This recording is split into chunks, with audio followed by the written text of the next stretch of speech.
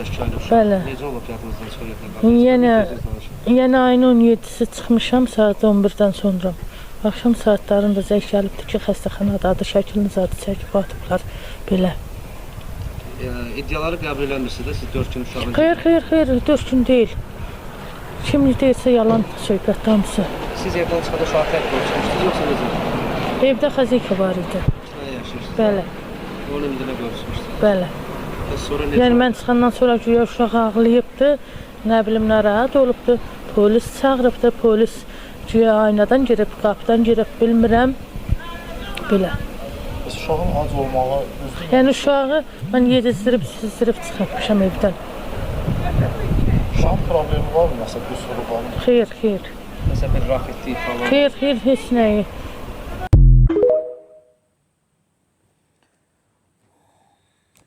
Bəli, izlədiniz. Anam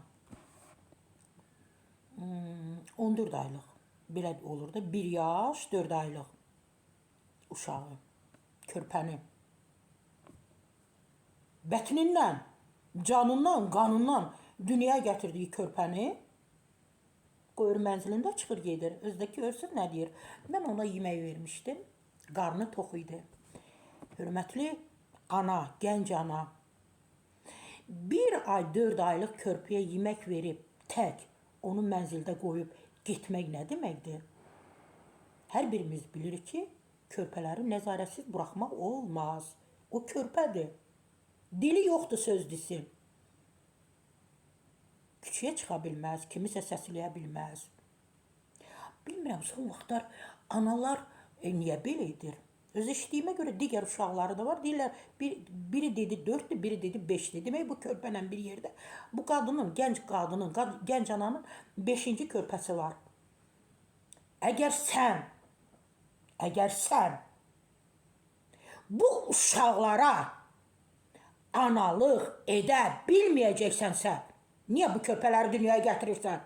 Hə? Kefdən.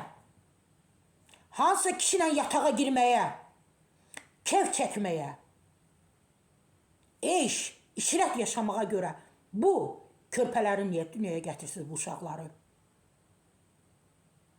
Əgər bu uşaqlara analıq etməyəcəksənsə, bu körpələri niyə dünyaya gətirirsən?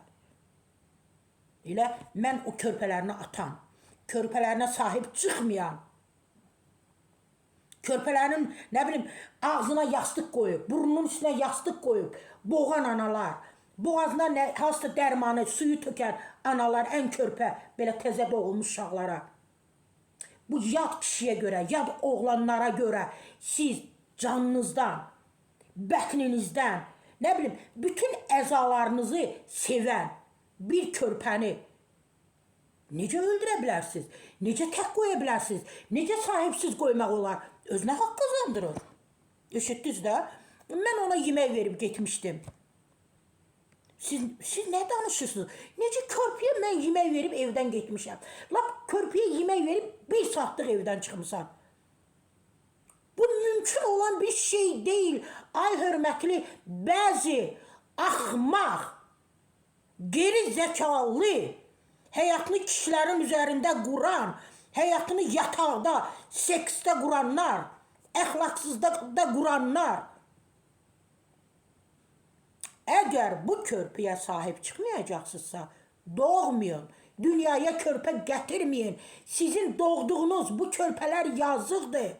Lazım deyil, siz vətənə oğul verməyin. Siz vətənə ana verməyin. Sizin doğduğunuz o oğul, qız bu vətənə lazım deyil. Əgər sahib çıxmayacaqsınızsa.